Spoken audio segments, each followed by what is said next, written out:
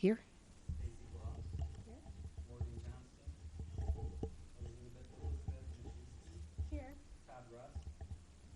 Dump here. Stephen Wald. Scott Tess here. Kate Brickman not here. All right. Well, we do have a quorum, and we'll have better than a quorum when Morgan comes back in the room. Do we have any changes to the agenda this evening?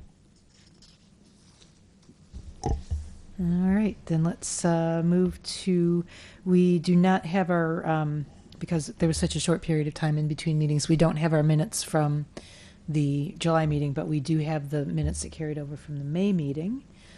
Although yes, we've got two folks who were not here that meeting. I'm going to suggest that maybe we just pick up with that when Morgan gets back, so we at least have a majority of us here who had been at that meeting to review those.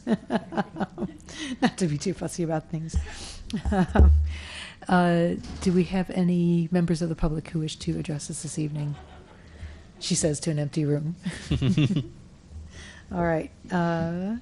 Okay, well, I guess we've got Morgan coming back in, and Todd is with us now. We went ahead and called the roll just because it was getting a little late. So, but we were just, about to approve the minutes of the May meeting. We don't have our July minutes yet. We'll pick up with those next time.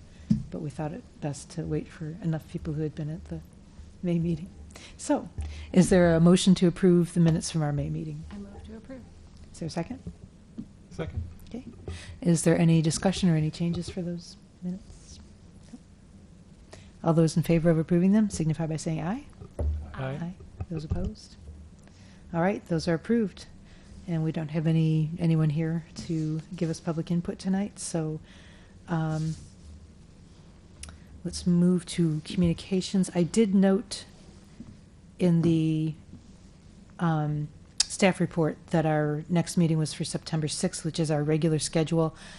I may have just put the wrong date on my calendar. I had the 13th. I know we had a few exceptions when we had the annual calendar, so I just wanted to double check that we've got the right date on that. I didn't have a chance to look back at the annual calendar from. I don't have anything in my calendar that suggests that it wouldn't be on the 6th, but I can Okay. double check if there's maybe some other Okay. meeting scheduled in this room, perhaps. All right, so we'll Welcome assume check. it's the 6th unless we hear otherwise from you.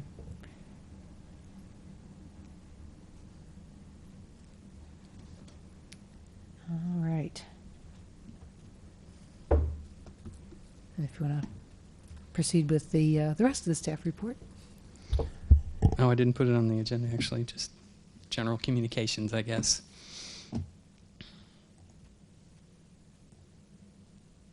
So first, climate action plan. Under Goal 1, Action 6, evaluate opportunities to retrofit existing outdoor lighting with more energy efficient lighting. We are currently evaluating an LED streetlight retrofit that would be a partnership with facilities and services at U of I. The street is a section of Springfield Avenue. It's city-owned and maintained section, but it goes right through a bunch of campus property, and so both entities have an interest in it. It's not the best quality of lighting presently, and there's a lot of pedestrian activity through that street. So that's kind of made it a priority. So we're looking at how we can partner and cost share that project, and hopefully we'll have a decision as to whether we can move forward with it in the next couple of months. Hey, Scott, before Yes. you move on that one, it's an interesting example of how a decision about lighting is made, and obviously I think it's a good decision, but I guess I'm curious how, I don't know, the extent of the discussion or the planning that kind of led up to. I guess I'm interested in process and how it came to that decision, and are there other considerations, or was it pretty much light quality at this section is poor and it's high traffic and high usage, and campus was willing to, work with the city. I think you just identified all the variables Yeah. that drove this decision. Okay. We have let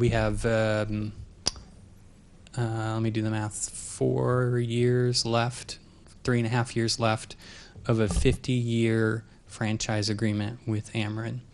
The agreement gives their electric lines access to our right-of-way, and in exchange, we get half-priced street lighting kilowatts. Okay. And so it's very difficult to make the energy savings pay for a lighting retrofit. So we kind of have to add other values in to make such a project worth it. So lighting is very poor, for instance, or I think we've had sections of streets that never had lighting in the first place, and they were getting new curb and gutter. So, we went through and redid the entire right-of-way with utilities, like street lighting and storm sewer and so forth. Obviously, a new street is going to have LED lighting, but taking a section of street that is lit, that is otherwise not undergoing any projects, is just hard to make it pay. Yeah. That franchise agreement ends in 2019. We similarly had a gas franchise agreement expire a year or two ago. Oh, it's gone now. It expired, Oh. but of course Ameren still wants to be able to use our right-of-ways Sure. to run gas lines. And so a new agreement was negotiated.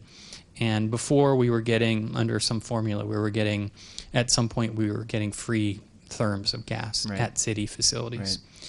And so Ameren went away from that model, and instead a cash payment was negotiated for the privilege of using the city right-of-ways. I don't know. They haven't indicated if they're going to do the same thing in the future for the electric franchise.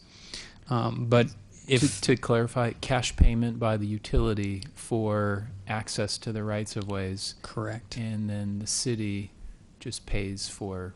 Yes, sorry, that was the other Pays half of the it. bill. The city no longer gets Okay. the special pricing for Okay.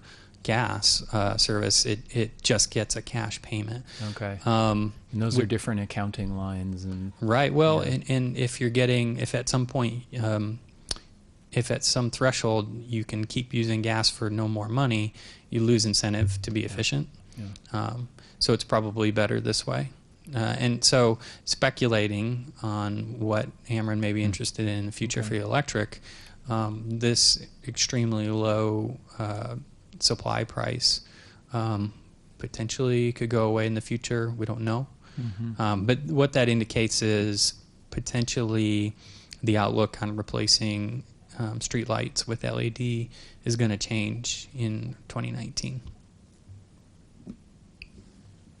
Thank you. Yeah.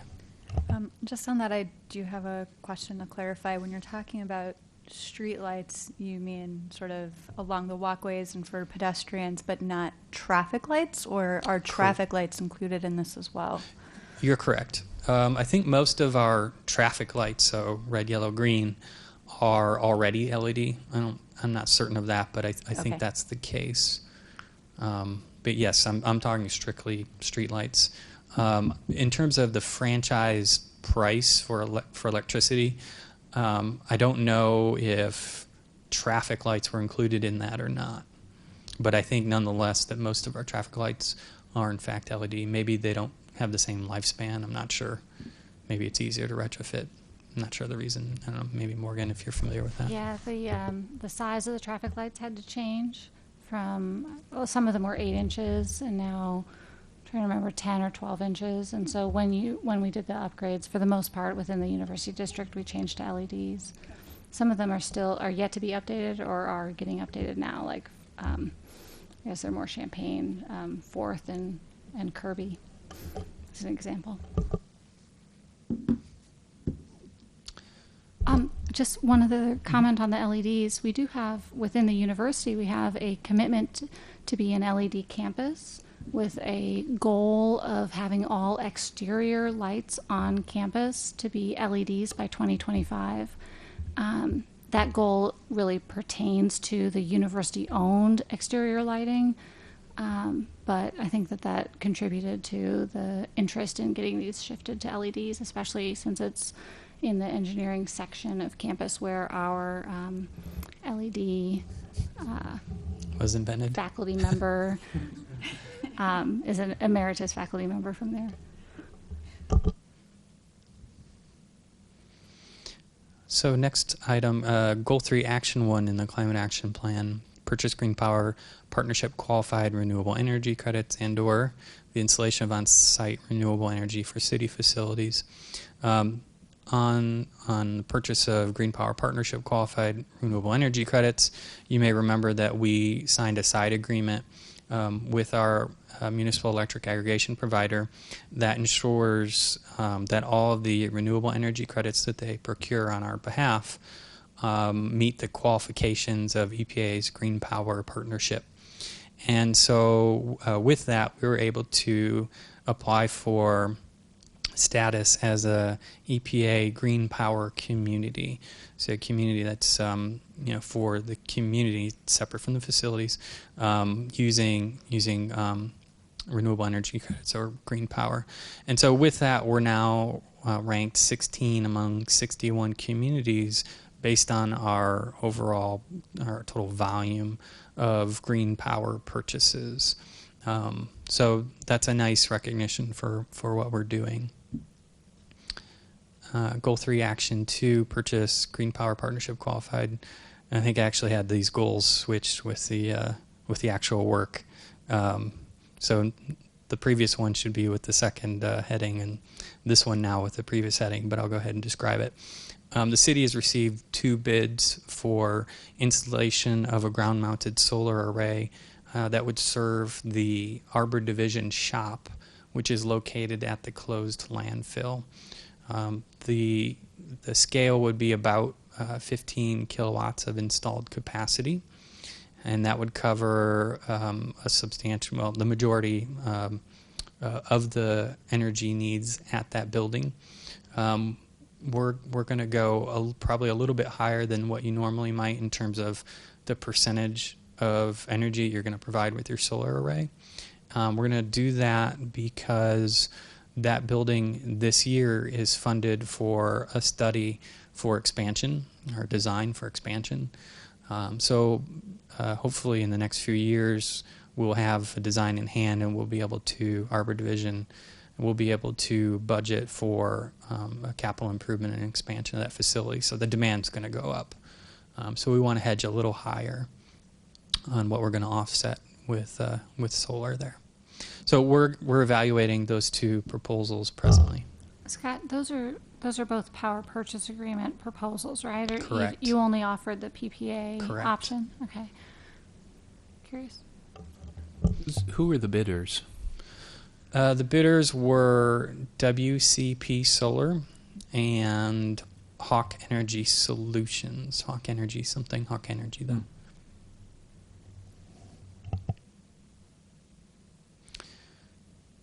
Goal 5, Action 1. Partner with existing energy efficiency programs and community groups.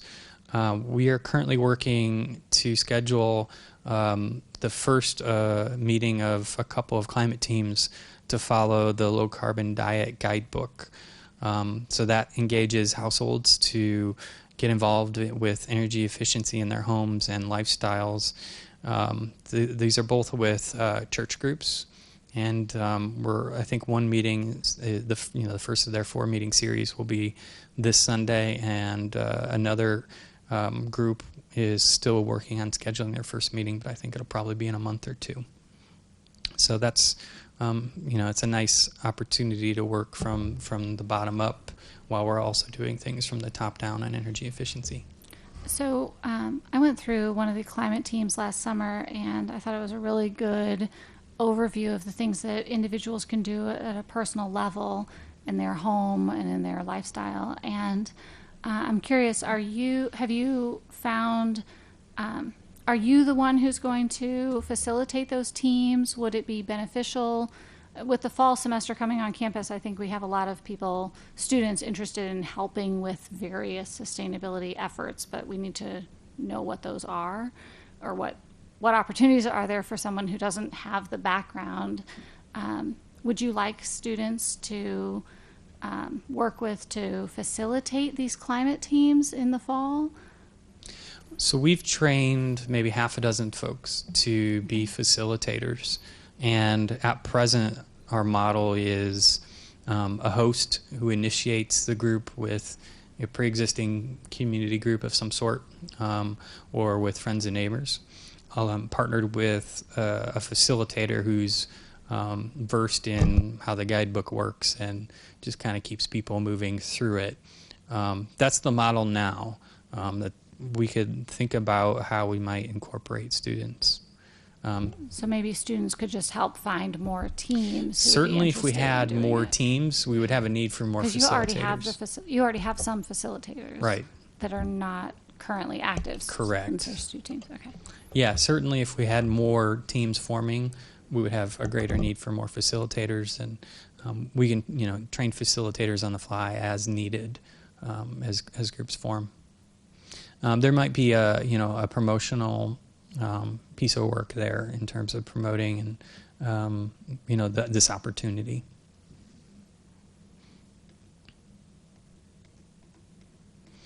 You all may remember every 4 years, City Council and Mayor compose a document called City Council and Mayoral Goals. It's a high-level look at what they hope to accomplish through the city in the next 4 years. One of the sections is environmental sustainability, and one of the actions there is to evaluate the purchase of hybrid electric or propane-fueled vehicles for city fleet. We have accepted a bid and purchased the city's first full electric vehicle. We had leased one in the past, but this is our first purchase. It is a 2016 Mitsubishi i-MiEV. It has a 62-mile range and 50 cubic feet of cargo volume with the rear seats folded down. And this vehicle is going to be assigned to the recycling coordinator. And that's replacing an older pickup truck. So certainly a real gain in energy efficiency and pollution reduction there. And I have a photo of it here. Some of the screens you're looking at, it might be a little stretched out. It looks pretty stretched out in mine. Appears a little, it's actually a little shorter, at least for my screen. So exciting. I'm wondering if so the city was evaluating one before and it was leasing. We actually leased either a 2014 or a 2015 version of the same vehicle. Okay. And was leasing evaluated as an option for long term as opposed to purchase? Yeah, so the fleet manager, Tony Arnold, and the finance director and other folks on the finance team are currently evaluating a number of different vehicle replacements for both lease and purchase right now. I think a practice in the past was to prefer purchase. I don't think we generally leased very many vehicles. But they're evaluating that presently, sort of taking a fresh look. One reason I was asking is because I was just reading about some trends in just vehicle purchasing versus leasing. But I think with electric vehicles particularly, and this is from a private consumer perspective as opposed to a public government, but there was one opinion that especially considering obsolescence cycles and the rate of change in the technology in electric vehicles, that it's and just cost of ownership and all that kind of stuff, that it's a convenient option. And anyways, could be an interesting as the city looks at expanding the fleet in that way, is just another way to look at things. But you've got finance people that can evaluate those things too. Sure. While you're looking at that, there's the opportunity for using Zipcar as a departmental vehicle. And I know when we started Zipcar in 2009, we had 6 vehicles, and there was collaboration with Urbana, Champaign, U of I, and MTD. And I'm just want to make sure that when they're looking at those possibilities for ways to move towards a more sustainable fleet, that they do look into that option of having a departmental use. I think it's called a departmental user. So you get the card, but it goes for the department to be able to use Zipcar. So other people in the community wouldn't pick it up and use it for their purpose? You would reserve it. You'd still have to reserve it in advance, but instead of paying the cost of having a vehicle where you have to own it, maintain it, insure it, pay for the gas, you would just pay the cost of using it on the hourly needs. We had with Urbana, if I remember correctly, the most likely use was at the Public Works facility in the Far East Urbana, and so it didn't work out to replace one of the fleet vehicles at that location. But Champaign was pretty successful with replacing some of their fleet vehicles with departmental memberships or city memberships. And the program has gone from 6 cars to I think we have something like 16 now. It's really going well in Campus this community. does. The community. It includes North okay. Lincoln, some in Champaign, So one you or mean two in Zipcar, the Urbana. company, has 16 vehicles in the community? Yeah, so I just think it should be looked at. So to clarify, the department reserves the vehicle 24/7, and then individuals within it use it, or no? No, so typically Zipcar is a personal membership. I have a Right. membership card, I reserve a vehicle, I pay when I'm using it. The department, the city, would have a membership, Right. and so the users could reserve a vehicle and pay when they're using So it. potentially a staff person could be going to a meeting, wanting to use a Zipcar, and it's gone because someone down the street is using it. Is that correct? That's correct. Okay. So, I mean, but it's sort of like if you had 5 people and they all are sharing a car, one of them's using it and the next person can't because that person's using it. But you can reserve it up to a year in advance. You can really, as long as you take the time to think in advance, you can really save quite a bit of money for the city by using the Zipcar program. That's an interesting thought. We do maintain, I'll speak for Public Works, we maintain right now one pool vehicle. Actually, this Chevy, their GMC Sonoma that's being replaced by this EV will probably become a second pool vehicle.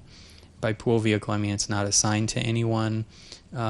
Anyone who doesn't have a vehicle assigned to them can use it. For instance, I don't have a vehicle assigned to me. I use what's available when it's available. So we'd have to evaluate what's the cost of keeping an old vehicle that doesn't get a lot of miles and wear and tear versus the payments on a Zipcar type deal. I presume there's other types of companies that in the same market as Zipcar. There are some others. Okay, but they're not active in our community right now. I'm not informed about how active they are. Okay, haven't seen one though, right? I Personally, can't remember I seeing haven't. anything but Zipcar. I know that Hertz was looking into car sharing. Chicago has an IGO program. But the basics are you pay when you're using it. So it's, sometimes if you buy a car, then it's a sunk cost. Right. So the city could buy this car. I'm very excited about buying the EV. That's great. But the city might buy a new Sonoma, and then you've paid for it. And so they think of it as free. We, as the users, think of it as free. But really, it's just sitting there, and you're paying for all these things while it's just sitting there, evenings and weekends, for example. But with the Zipcar program, you only pay when you're using it. And it's less than $10 an hour. That covers the insurance, the gas, and the storage when you're not using it. You do have to pay for metered parking, but Are there other cities that have done cost benefit on that kind of thing that we could take a look yeah, at? I think it really depends on what the specific city of Urbana costs are for the vehicle, and also who is it that would be using this, where you could look at avoiding, like maybe there are for example, pretend there could be 3 cars here at the city building on Vine Street, and 5 cars out at the Public Works facility on Washington, or whatever the address is. And Glover. Glover? On Glover. And, but really only 2 of those cars here get used on a recurring basis, and one of them gets used once in a while as kind of overflow. Well, maybe that one could move out to Public Works, and the overflow could be with Zipcar, which there's some in downtown Urbana. So it's an opportunity that, as long as they're evaluating what's going on with the fleet, it should be looked at. Yeah, I think it's a worthy idea. I think we would always want to maintain a little slack in terms of our vehicles available and compared to the people who need vehicles. Otherwise, it's like musical chairs. Someone needs a vehicle and needs a chair and there's no chairs left. However, the question is there more slack than is necessary? And if there is, we could switch some of those capital costs that we otherwise sink into a car and switch it over to a pay-as-you-go kind of service for some portion, right? Yeah.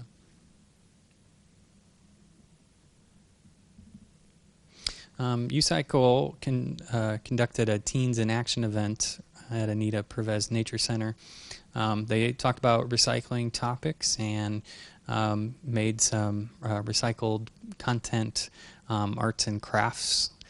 So another activity that we're always engaging in with youth, talking about recycling topics. U-Cycle also received a favorable RFP response for an electronics recycling event. So you may recall we had 2 scheduled, and the vendor executed the first one and didn't, for whatever reason, chose not to carry through with the second event for this year. So we put that bid out again, and we think we have a vendor that we can work with. Interestingly, because we have way more supply of unwanted TVs mostly and other electronics than we can actually handle in a day, we end up getting people who line up early and wait all day, and people who come late in the day and never get to the front of the line. So we're not really doing anyone any favors by having them wait in line. So we're going to test out using a reservation system. And so folks would reserve a time slot, and they would show up more or less on that time slot. And we're hoping that that'll keep the line moving quickly, and that there will be less people queued. Now, some people will hear about an event and not catch that they have to register, and they'll show up, and that's something that's going to happen, and we'll work that out. But we're hopeful that this is something other places have used, that we'll be able to save a lot of people a lot of time by having a registration system. Because whether we have people first come first serve or register, we still only have so much capacity. So we're not really changing how much TVs and other electronics we can accept from the community. We're just saving some people some wasted time. Is it still at Parkland? I believe so. And what about is it called CRTs, the box monitors? Yeah. Does that have a limit also? I think there is a limit per person. And our next meeting may be September 6th. I will double check that and let you all know.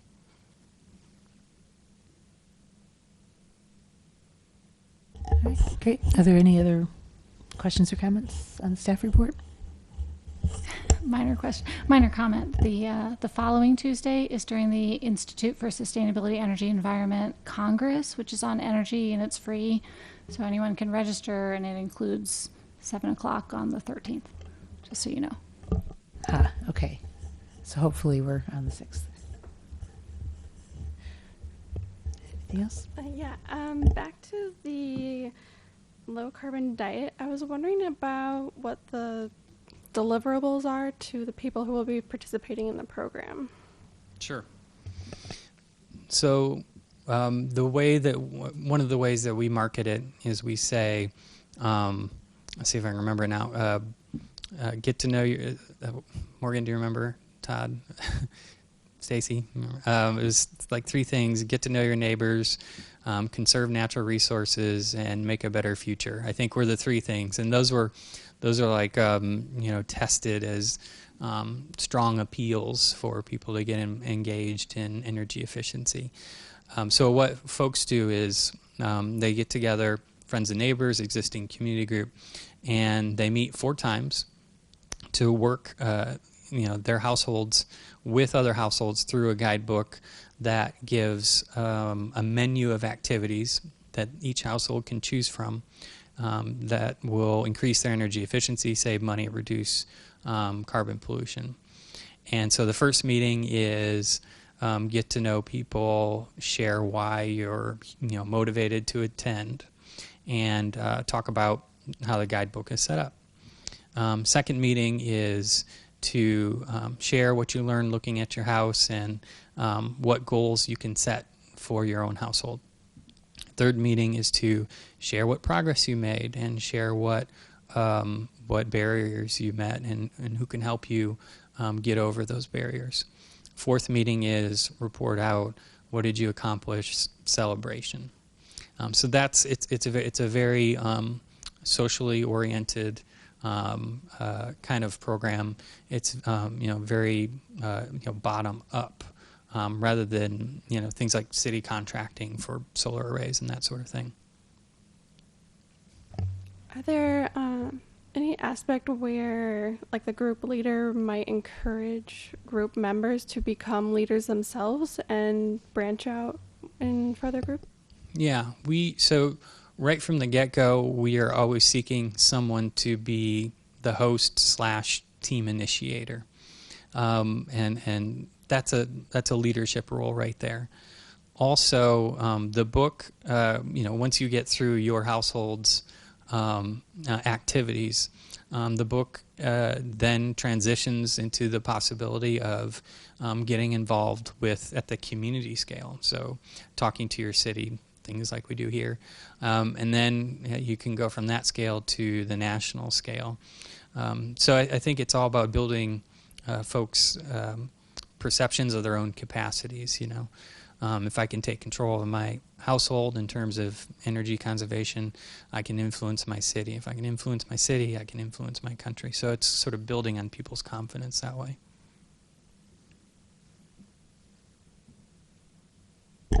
Other questions? All right, great. Let's turn to the Solar UC presentation from the Illinois Renewable Energy Conference. Wrong one. So Morgan had seen, I think you were at my talk and Emma's talk at the Illinois Renewable Energy Conference, and it's more substantial than, more in depth and longer than the kind of top level review that I did a couple of weeks ago on the outcomes of Solar UC. So Morgan asked that I share the slides here. So obviously Emma Gilmore from Straight Up Solar, our installer for that project, also partnered with me on this presentation. So some of these slides are hers, and I don't have as much information on them as she does to share, but I'll go through them, and feel free to stop me if you have any questions. So as you know, a couple different models of solar. Community solar is done a couple different ways. The way we did it was this bulk purchase, a community bulk purchase, or solarize. There are also models that are doing crowdfunding. I think that can, depending on which state you're in, that can run into accredited investor requirements. For instance, there's a company called Mosaic that takes lots of little bits of money from lots of different people and builds solar arrays. I don't think that's, but they're not working in Illinois, and I think it's the accredited investor problem.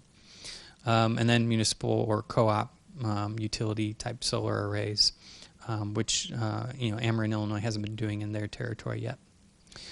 Shared solar, another model where participants buy or lease a portion of a single large solar array. So I think that's often called community solar garden. That is dependent on what some states call virtual net metering, what Illinois statute calls meter aggregation. That's the concept where you might have a electric consumption meter at your house, and then you might own one of many solar panels in a solar array on the edge of town, which would be a production meter. And a utility company could choose to net those two. So if you use 100 kilowatts in 1 month at your house, but your solar panel that you own somewhere else in town produces 90, you get billed for 10. So current state law requires that the investor-owned utilities, Ameren and ComEd, consider meter aggregation requests. Ameren, Illinois has considered meter aggregation generally and has decided that they are not going to provide that service at this time. So that model is not available to us in Illinois, in Ameren territory right now. If you're interested in what that model can do, take a look at solar array developments on the community solar garden model in Minnesota.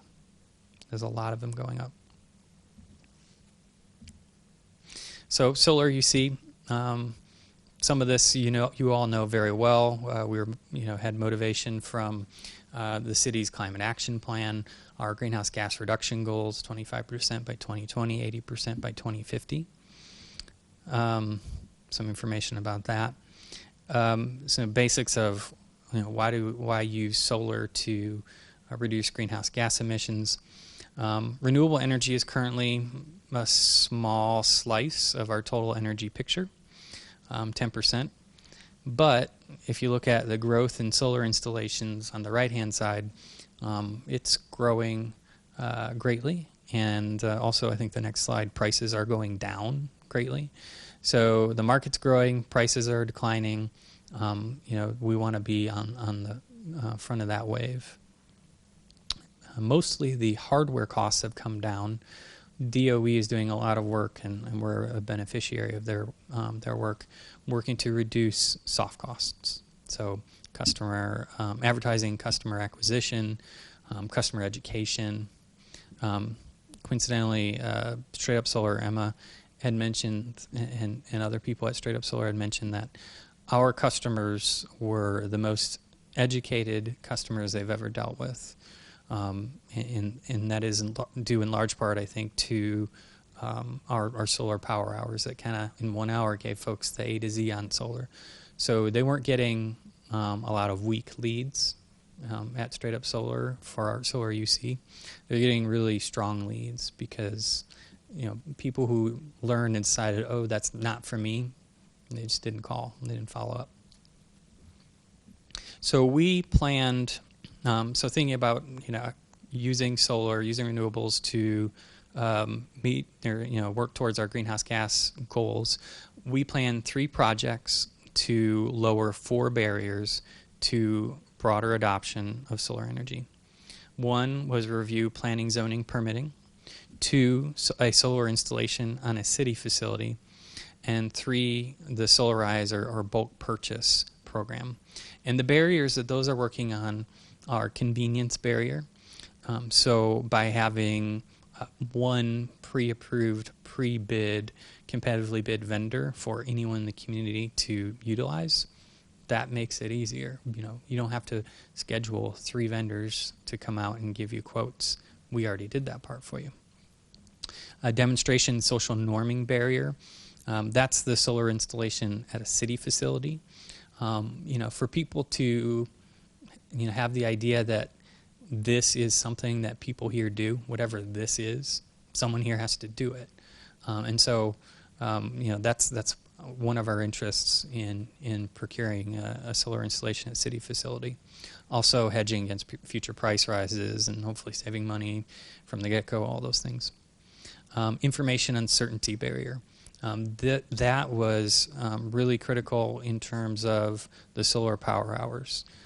Certainly, they provided a wealth of information, The uncertainty barrier is, someone gives you a sales pitch. People will give you sales pitch for anything and everything every day of the week, right? But if you're not an expert in whatever that is, you might not know if it's really a good deal. That's partly why people go and get multiple bids. But with a city-sponsored program, you have the credibility of the city, and the competitive bid nature of the city bid. I think we lowered that uncertainty, and so we got folks who were interested but didn't want to, overpay. We got them to feel more comfortable. And then the last one is the cost barrier.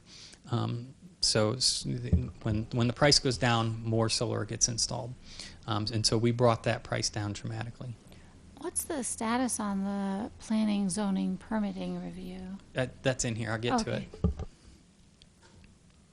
There it is. So the first project, and these are in order, right? So it made sense to, let's first look at our legal permitting framework. Then let's show the way with the city installation, and then let's leverage those two things to get more community members, homes, and businesses involved. It actually went the exact opposite way. It didn't try to do. I tried to do it the logical way. It just didn't work out. But here's how we addressed it. First, we did get right from the get-go, and again, this is all part of our Grow Solar technical assistance grant. We utilized solarroadmap.com with the expertise of the Great Plains Institute to benchmark our planning, zoning, permitting in regards to solar. So we are at a 67%. So we've completed 67% of their best practices. This is a drill down of what our profile looks like. The blue pin is the national average of all the communities using solarroadmap.com. The white pin is where City of Urbana stands on that particular section.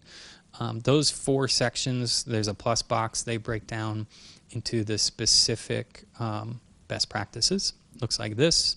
Check mark means that we've completed that one. White box means we haven't. And this is public, so there's an option for users. They can keep their profile private, and I don't see any reason to do that. Our profile is public, so you can go to the website and dig in a little bit further on what we have and have not done. Can you go back? The financing options? Is that something that is in the works? I don't know what the Current progress what the is 0 out It of says 2 0 out of achieved. 2, right? Yeah. So it's not really a progress bar. Either you got it or you don't. yeah. So if we had 1 out of 2, that bar would be 50%. So are you actively pursuing progress on this, or is this as far as we were able to get within the scope of work that was designated out of your time? Good question. So Brian Ross with the Great Plains Institute delivered an evaluation. First of all, they got us, they scored us on solarroadmap.com, then gave us an evaluation of where we're at and recommendations on some changes we can make to improve our planning, zoning, permitting to make it easy, fast, cheap. We haven't implemented any of those recommendations yet. As these things always go, if they give you 10 recommendations, they're all great, but some of them are higher priority, bigger impact, easier to do, that sort of thing. So there's a couple that that we need to take a look at and think about implementing. The financing one is an interesting one in that to some degree, financing is often provided by the private sector, and so we don't have total control over that. So I'm hopeful that we can improve a couple of these. Some of them are, things that are nice, but probably not going to make that big of an impact. So there's a question how much time you spend on it. So we did that first, right? And so we got our baseline set. Next was installation on a city facility. Through Grow Solar, we had a technical assistance person put us with a pool of other communities to bid solar installation on a city facility. The only roof we have that is in a condition to take solar based on age and so forth are these two roofs on the city building. They're both newer. They're flat. They can take the weight loading. We bid this out. We got one response, and in further negotiations, realized that because of the tariff that we have on this building, it's a different electric rate and different structure of electric payments, kilowatt payments. We would not be very certain of saving money throughout the term of a PPA. So we weren't able to pursue that. However, talking with installers, we identified another facility, which is what I mentioned earlier, the Arbor Division Shop, as a potential candidate for a ground-mounted system. One thing there's plenty of room of at the closed landfill is space on the ground. So we've bid this out, and as I mentioned, got 2 bids, and we're evaluating it now.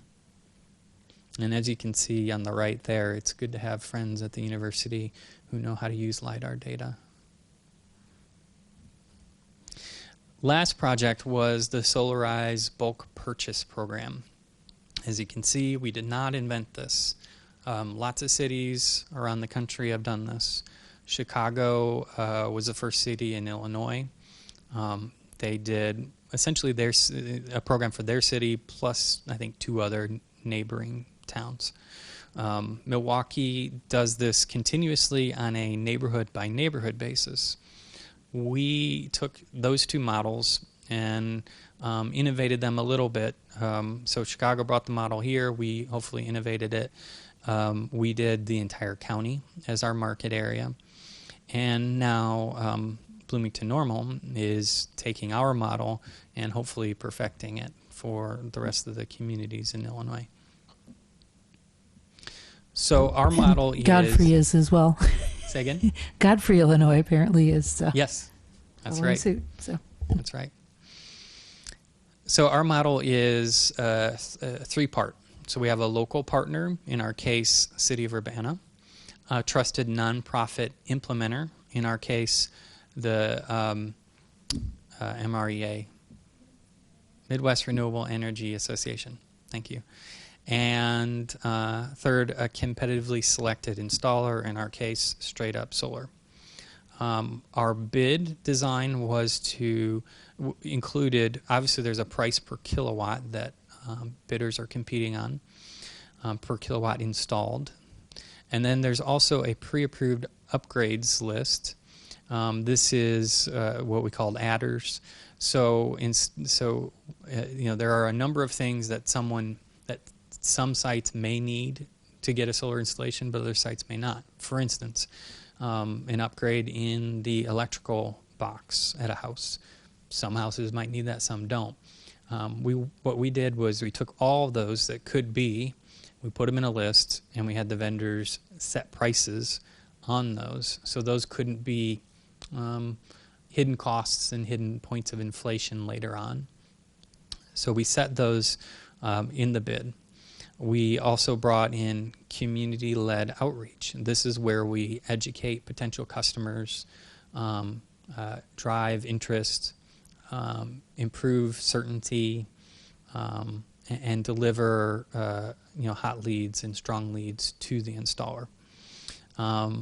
Limited time only offering creates the sense of urgency and gets folks to get off the fence, so to speak, and commit. And we dramatically benefited from the state's renewable energy credits procurement program that dramatically lowered the installed cost.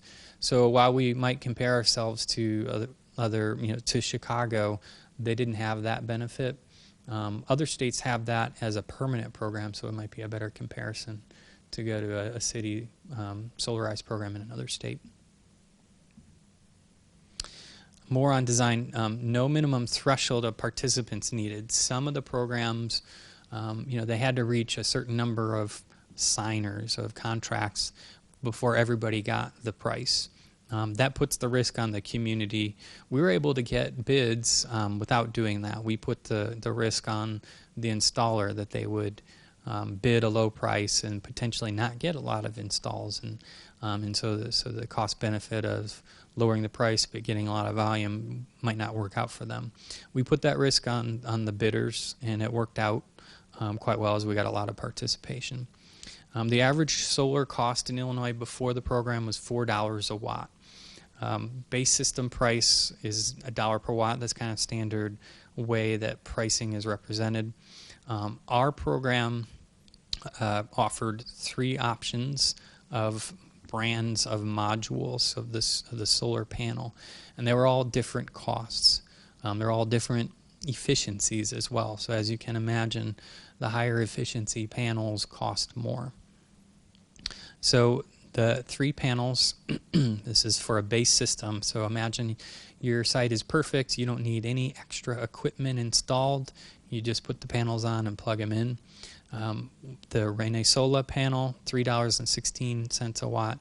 Solar World panel, $3.35, and LG, $3.47. So remember I said $4 a watt was more or less the going cost in Illinois before our program. So our program was able to deliver substantial savings. That is including the value, the expected value of the solar renewable energy credits. Just because some of the people who might be watching this later or currently on TV may not know the typical size of an installation. So, when you talk about $4 per watt, that means that if you wanted a 1 kilowatt array, which is pretty small, you're talking about, let me say it right, $4,000? $4,000 installed. And most houses will fit 3 to 5 kilowatts as the production capacity, and so if it were 5, we're talking about $20,000. And so when you cut to 316, your total cost is you're not saving 75 cents or 84 cents. You're saving thousands of dollars. I just want to point that out. Right. Thank you. One other thing is we've talked about the SRECs a couple of times. Some of us can remember when we were talking about affecting our climate footprint, our carbon footprint with renewable energy credits for residential. And, it wasn't an easy thing for us. And so, there was a lot of questions, and we kind of went around and looked at the research, and is it legitimate? And, ultimately, obviously, we agreed with it. But I think this is an interesting case of seeing where renewable energy credits is playing a role in, getting renewable energy projects incentivized and done. And so I don't know, having the local example of the impact that it had, I think it's I just think it's nice, and it helps me feel better about the decision of doing renewable energy credits as part of our strategy. I think it's just another thing that kind of supports the credibility of that technique. Yeah, in the case of this program, the purchaser was the state to meet state renewable portfolio standards, and so in that sense, the solar renewable energy credits don't leave the state. It's a little bit different than buying credits from out of state, but yeah, it's one atmosphere, right? So what's the difference in that sense? In our program, households did not have to sell their solar renewable energy credits. They could keep them. I don't think that happened at all, though. I think everyone chose to go ahead and sell them. Of course, there's always an existing SREC market. It's out there, but when the state's procuring a lot of SRECs, obviously that's a big new demand, and that drives the price up. So that's what really makes the big difference here. This is a sketch of how our program was set up. Straight Up Solar in the middle, really driving the process. They had a partner, Dividend Solar. If folks wanted financing, that's a national solar financing company. We did invite local banks to, provide their standard loan products to their customers, to create new loan products for their customers. So that's something we'll continue to do whenever we have an opportunity or a reason to talk to local banks. Straight Up Solar also partnered with New Prairie Construction on sales and installation support. This is a really nice benefit. It means that with this program, we're able to bring in a company that has many years of experience in solar installations, and work with a company that's a little bit newer in solar installations, New Prairie Construction, and really fast forward their experience. They got a bunch of new experience working on solar installations. They got to meet with a lot of home and business owners, so it was just a really fortuitous partnership. They also worked with Wilcox Electric for installations. They're out of Bloomington Normal, I believe. So community outreach with the Solar Power Hours was really important. Some of the other networks that we leveraged was the Illinois Solar Energy Association. They have a network of, what are they called? The solar leaders or solar advocates. Something like that, and we have some in our community, and so those folks were ambassadors, solar ambassadors. They were happy to host Solar Power Hours and show off the solar panels that they had already installed at their house years earlier.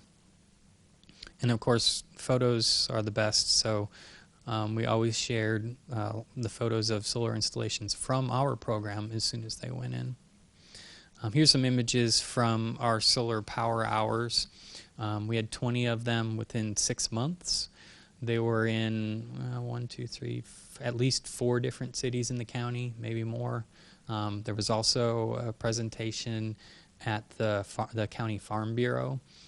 Coincidentally, there are USDA incentives for solar installations at agricultural-related businesses.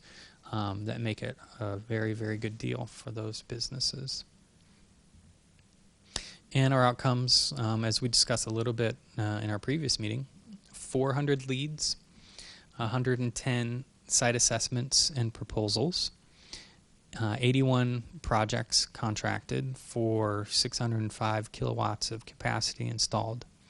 The average system size, as Morgan was mentioning, 7.48 kilowatts. I think that Straight Up Solar thought that was typical, maybe a little bit higher. I was expecting 5 kilowatts to be the average, but bigger than I expected. Average cost per watt after someone chose their solar panel and got all of their adders. So if they needed extra this or that, panel upgrade, that sort of thing. Even with some of those other adders that you can't pre-approve before you know the sites, the average cost $3.53 compared to $4 a watt in our market beforehand. So I think that's a real testament to the bid documents that MREA and also the Environmental Law and Policy Center put together for us. I think it was really, really strong. So Scott, is that before the tax incentives and the SREC sales, or it would be, right? I think it is actually, yes. Yeah. I think that's before so it's before the 30% federal tax, and I think it's actually, I think I misspoke earlier. I think it's before the benefits of the SRECs. I think with this price gets you your total project cost of say $20,000. Then you get your 30% back from the federal taxes, and then you get your 5 years of payments for SREC sales. So I misspoke earlier. Yeah, this is before those two benefits. And no surprise to folks here, the majority of the systems were sold in Urbana. So lessons learned. We have, and I suspect other communities have, pent-up demand. And lowering the barriers that we were looking at can unleash that demand. Solar Power Hour attendees and others personally appealed, were personally appealed to for signed contracts. So they were in face-to-face meetings with their friends and neighbors, and with community leaders and city staff, and a well-known local construction company, and a regional solar installer with lots of experience. I think that face-to-face appeal has a lot of power. I recommend to other cities that I've been talking to get help with the program design and bid documents. I think the assistance we got was fantastic from Environmental Law and Policy Center and Midwest Renewable Energy Association. A third-party program manager provides great value. The MREA did a lot more work than I anticipated, and it was quite good. They hired someone locally to do the solar power presentations, and so it turned out to be less work for city staff than I anticipated. A lot of really good value there. Now, their staffing was paid for through the DOE grant. So, other communities replicating our model will have to find some manner to fund that. Lots of different ways they can do it, but my recommendation is that there's good value in it. A vendor with strong administrative capacities is probably better to say it is of great value. Straight Up Solar did a lot more real-time data sharing and administration than I anticipated. I think that their professionalism in communication and project management was really fantastic. And then the state SREC incentives. I can't quantify, who would not have signed a contract but for, the SREC incentives. But certainly that must have been, enough savings for some number of people. Additional lessons learned. Be prepared for the last-minute rush. Lots of contracts get signed at the end. And exponential increase in contract signups. Local partnerships are key. State budget is always a challenge. So folks ask, well, you're telling me I'm going to get 5 years of SREC payments from the state of Illinois, and they said that with some degree of skepticism. And so that was a communications challenge, because the money was technically in a place that cannot be swept by other budget priorities. However, it also couldn't be released without a state budget. So that's a fine line to draw.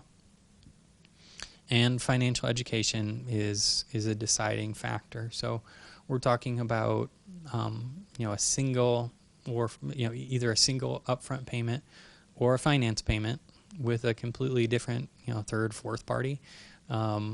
For a stream of benefits, more than one stream of benefits. So there's the savings on the power bill, there's the SREC payments, there's the 30% federal tax credit. And by the way, you can roll over that 30% federal tax credit to a second year if you don't have that much tax liability in the first year. So there's a lot of financial communication that comes with that deal. And then we have some testimonials and some photos.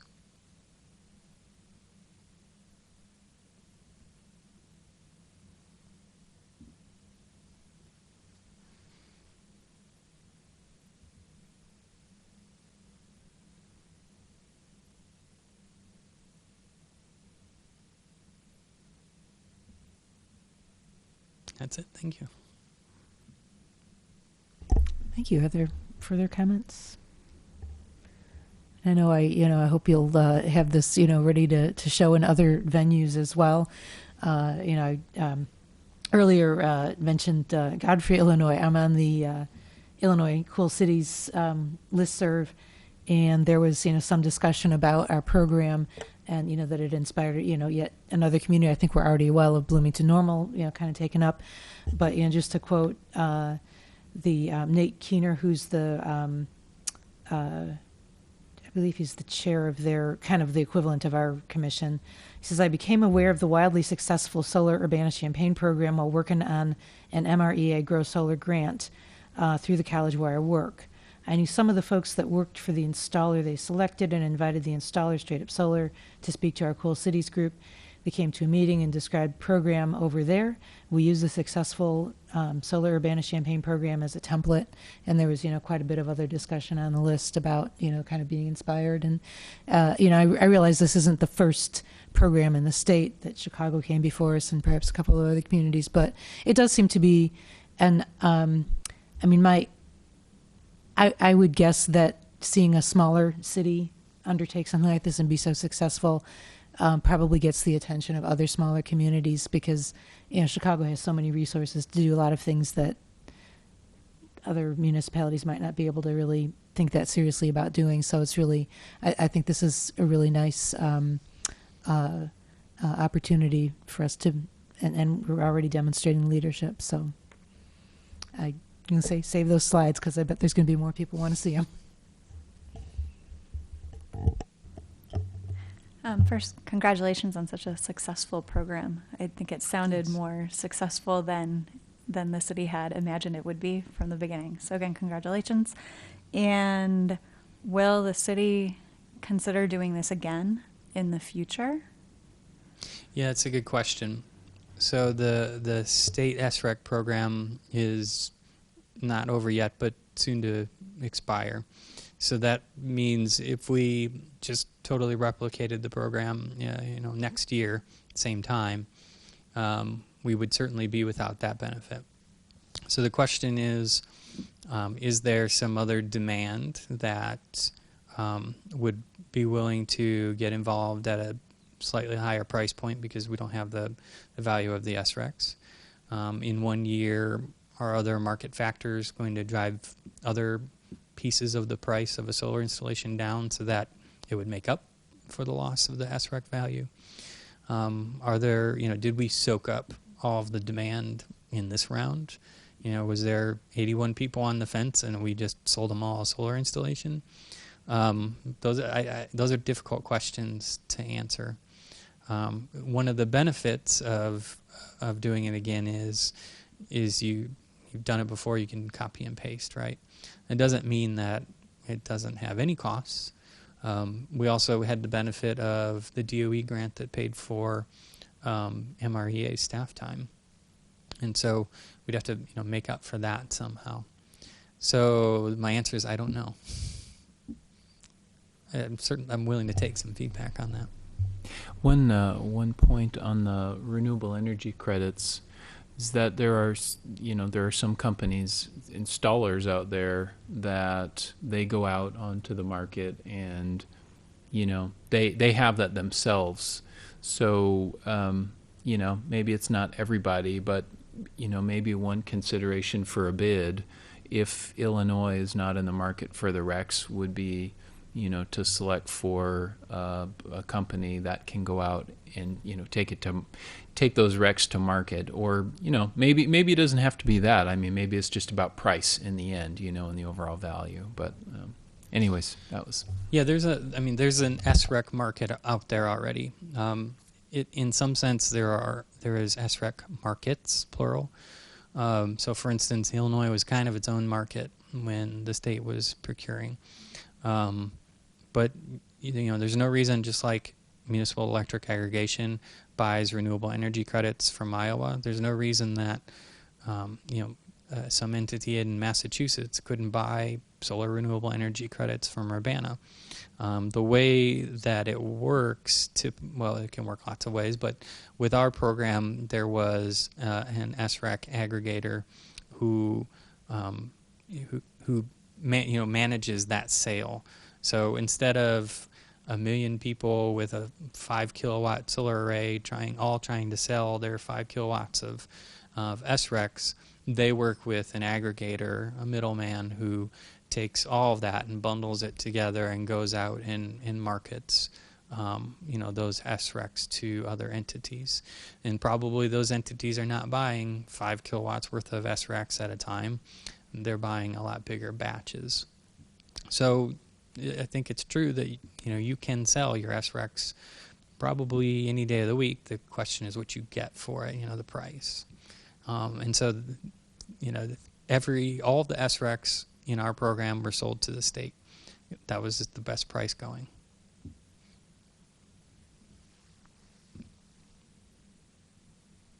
Other questions or comments? All right. Well, thank you much. And thanks for suggesting that we see this. Let's move to our continuing business, the Sustainability Advisory Commission seats. If you recall, we talked last time about a suggestion from Coke Compton to add a high school student, a seat to our commission designated for high school students, and we talked a little bit about the pros and cons of doing that, perhaps some other alternatives. I contacted Cope after our meeting and told her what we had talked about and just asked her a little bit about, whether she was thinking that the primary purpose was to engage youth or whether the primary purpose was more, to have youth represented. And she replied kind of, saying that leaning a little bit more towards the engagement of youth, because I know that some of our discussion had to do with, does one seat necessarily, is that the most effective way that we as commission might recommend engaging youth? So I'm just going to be quiet and here, I know we've had a couple of weeks to think about what we might want to do with the suggestion. So somebody want to get the ball rolling on that? Morgan.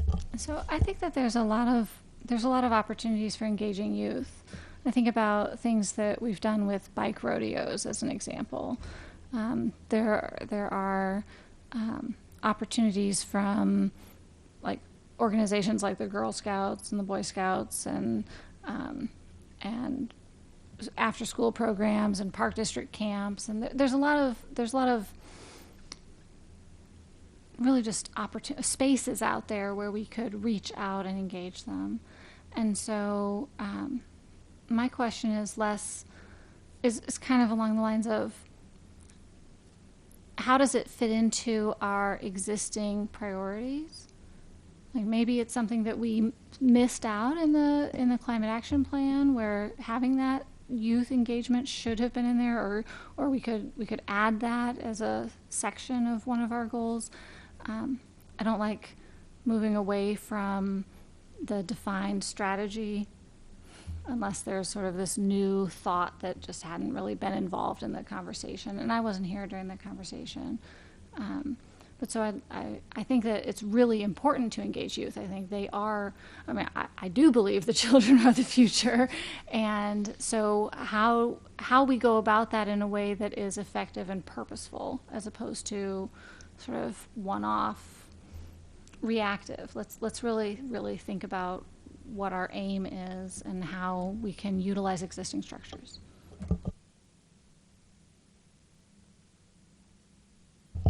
One thought kind of following on that is, youth are just, they're people. And, that can bring a different set of ideas and opinions to the table. So earlier Scott was talking about, some presentations, the low carbon diet presentations at two churches. And that presentation followed on the back of this thing that was going on for a while called Pester Power, and that was a youth and youth directed series of events, and just trying to get some things going. And that came because a middle school girl in our community approached a friend, and that friend called me and said, "Hey, we've got Saba on the phone here, and she has an idea, and you need to hear about it." So I said, "Okay, well, come and tell us about it." And so they came out here, and so that was, and it wasn't planned to be, all right, well, how is this youth going to contribute directly to our goals and objective? It was just like, here's a person in the community of whatever age that is passionate about something and has some kind of idea, and brings something, and then some things came of that. So I guess if the idea of some kind of engagement in a context of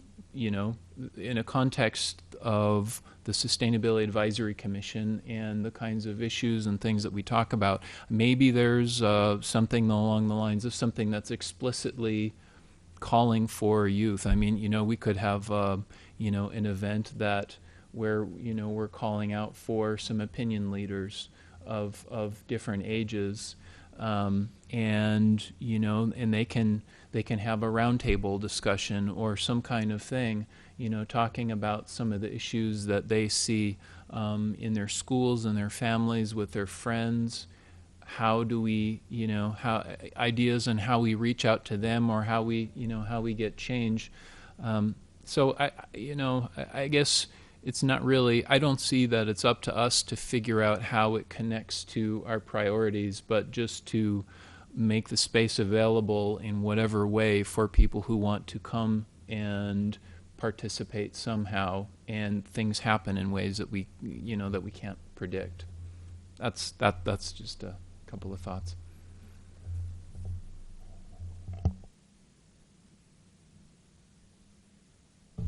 What was the suggestion from COPE was add a youth member to the advisory commission. And I think that what Todd was saying is a great idea. I mean, as long as it fits with our aim, which is moving our community to, if it's very generic, we want to be more sustainable, right? And that is, so having that discussion and forum and conversation. I like the idea of having youth representatives of different ages. When you said that, I thought, oh, let's get a kindergartner and a first grader and a second grader, one from each one, or something to that effect, or one for K through 8 or K through 5, and one for middle school and one for high school, and that kind of thing where you really bring them together. I think that's a great idea. My point about matching up with our aim is just, let's not get too far off the goal, whatever that goal really is. But the question that COPE had was, do we want to add a specific member? And I just think that we don't. I think that we're talking about, yes, we should get that engagement, but more from listening to our conversation last time and this time, it's kind of like there's other ways to do that rather than to change the structure of the commission. And youths can be members in the existing commission. Do we have current openings or no? There are no current openings. Not currently.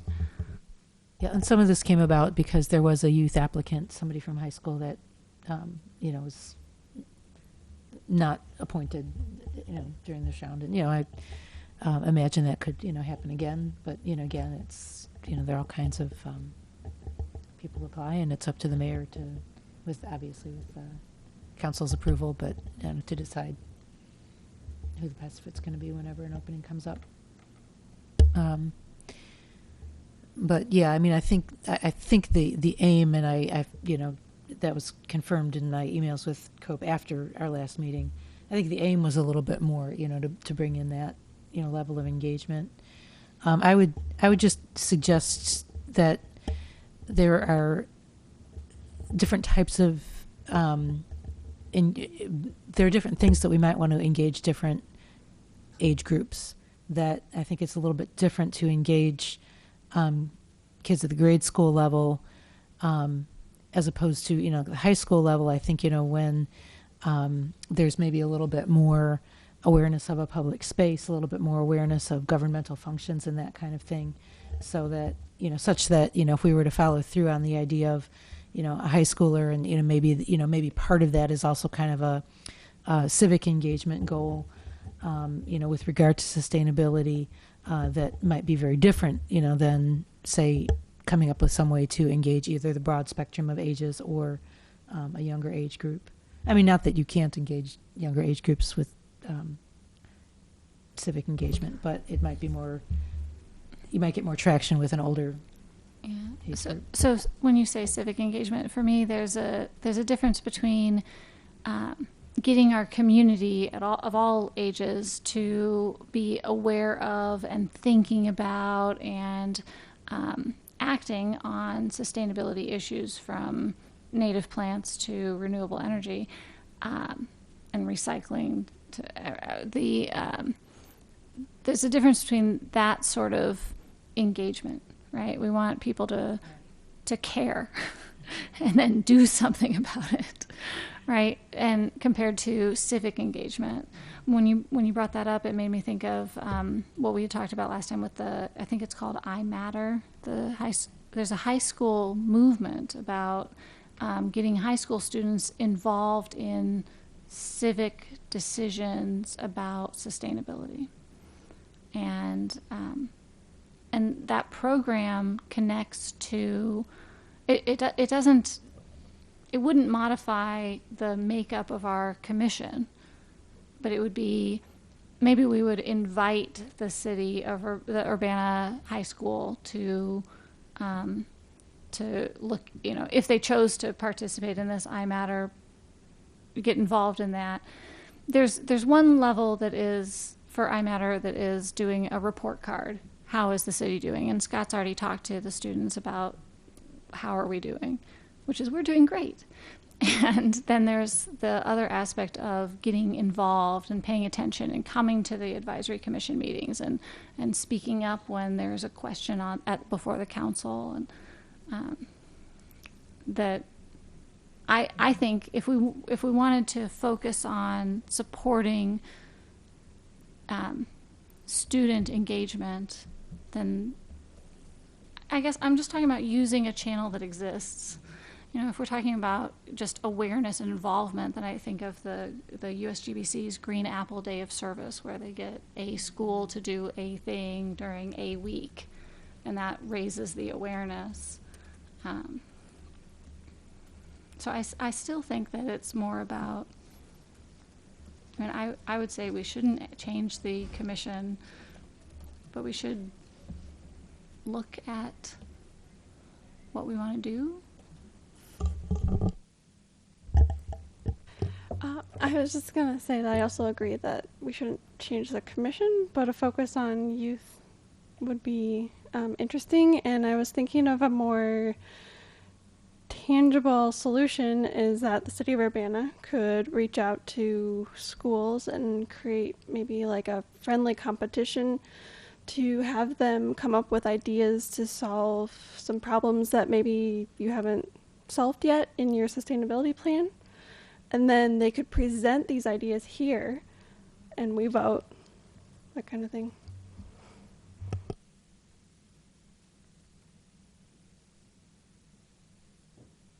Yeah, I like that.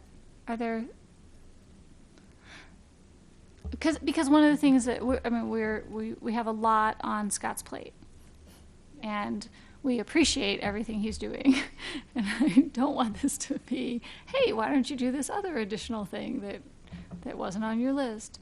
So if it was something where the competition could be, maybe coordinated by some volunteers, and then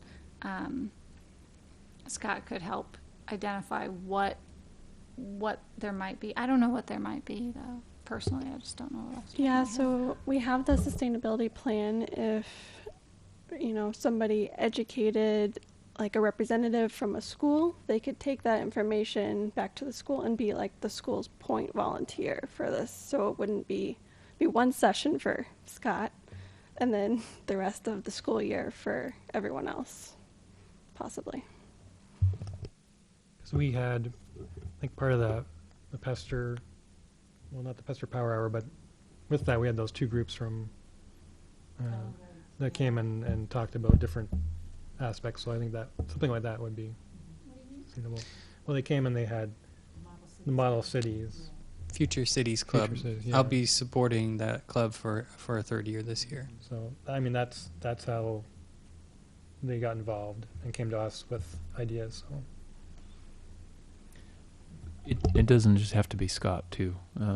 I think anybody can draft a message or a communication or a strategy, or I see us all as empowered to go talk with people and arrange things. And anyway, we are all empowered actors, I would say.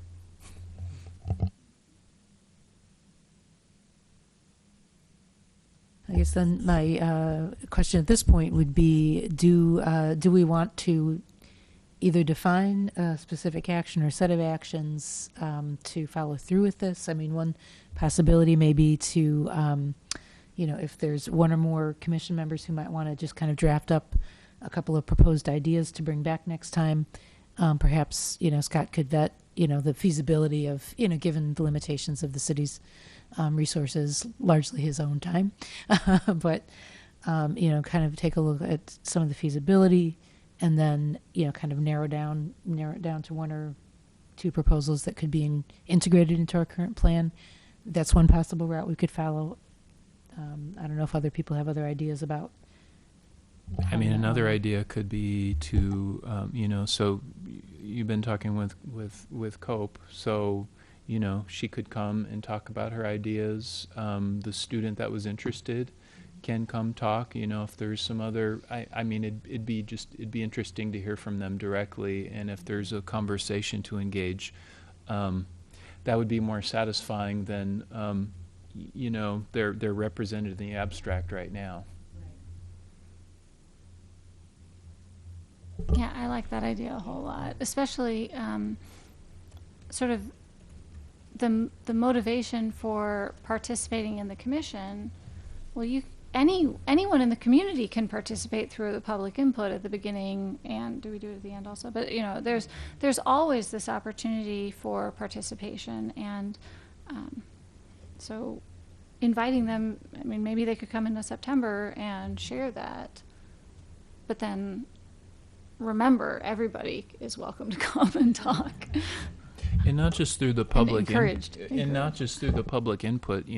People in the community have come to me, and I encourage them. All right, well, that's a great idea. Come give us a presentation.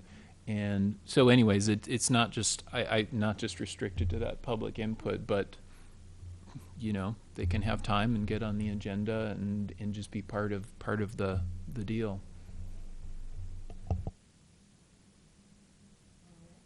So it sounds like the suggested direction is to write back to Cope and say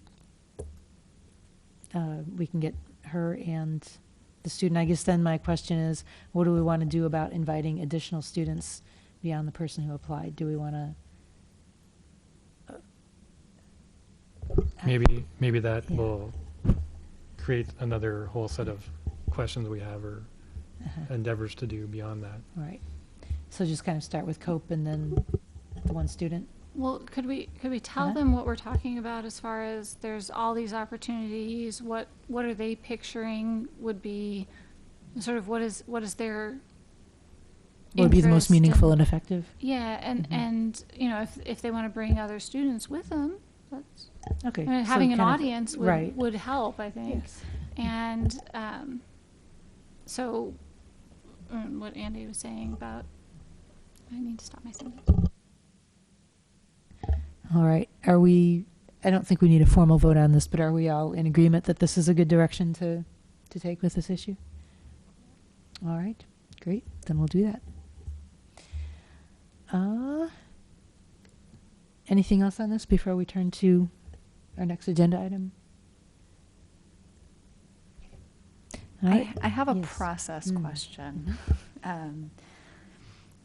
My question is that if there was an issue that we are seeking public input on, what is the process by which we notify the public? Are there other means other than posting it on the agenda? So for activities such as the creation of our water management plan or our climate action plan,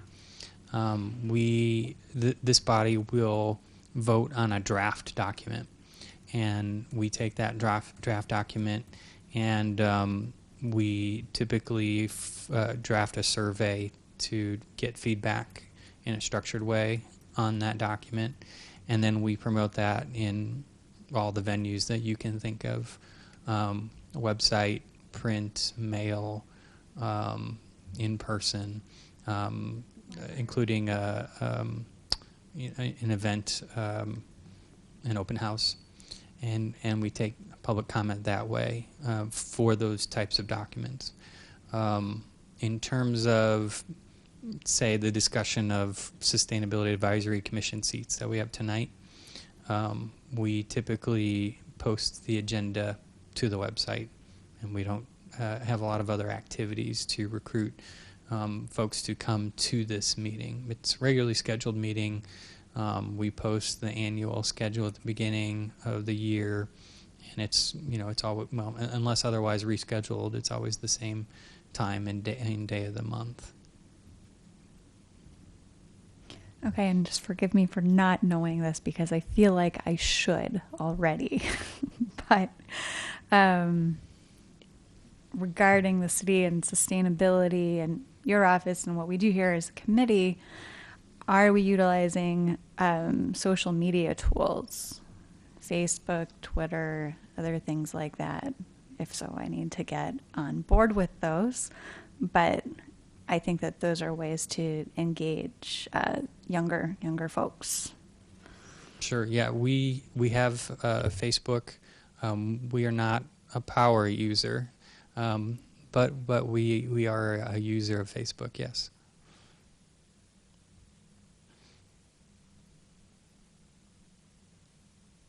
All right. Other questions, comments?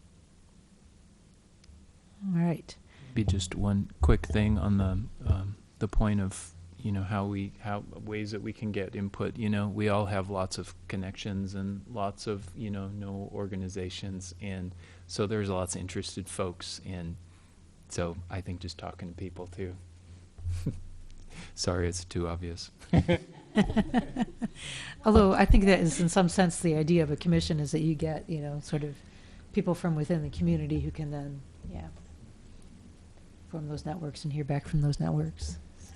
Well, but it is part of our part of our charge, right? We're a liaison between the city and the community.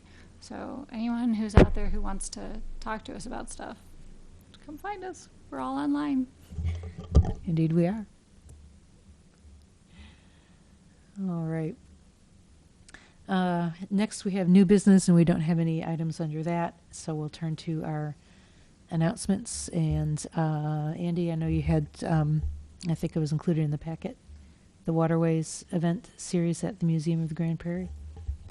Yeah, there's a series of events coming up in August. I just wanted to advertise that. It's going to be a special panel discussion on water on the 21st. So I'm not sure of the agenda yet, but that should be coming out fairly soon.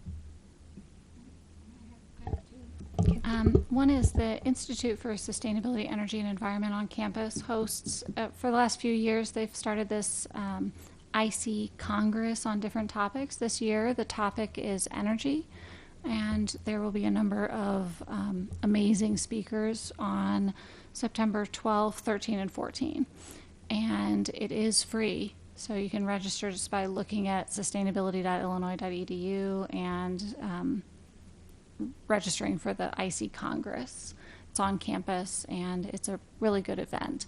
The other thing is the very next day, after that September 12, 13, and 14, the next day is September 15, is the Green Infrastructure Conference, which I don't have a lot of details about, but it's in town, It's in town, and it also is free, so you just need to register.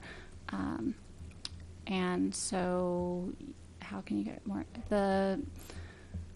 You can talk to Leslie Mitchell at the City of Champaign, knows for sure. She's coordinating a piece of it as part of the MS4 stormwater system communication programs. I also have an announcement coming up this Friday and Saturday, August 5th and 6th. You can drop off, furniture and electronics and TVs and things that, clothing and food items that you have around your house that you don't want anymore, through the City of the City of Champaign and the Recycle Store, and also campus property management, I think. But anyway, that's at 512 3rd Street in Champaign on this Friday and Saturday. And Friday hours are 8 a.m. to 4 p.m. and Saturday hours are 8 a.m. to noon. Do you know what they do with those items? Yes. It sounds a lot like the YMCA's Dump and Run. Yeah, but it's not the same I- event. No. The Dump and Run needs volunteers for August, so anyone Okay. willing to help with that, contact the YMCA on campus. Yeah, so the YMCA is also participating in this event, and the Habitat for Humanity Restore and Salt and Light Food Bank.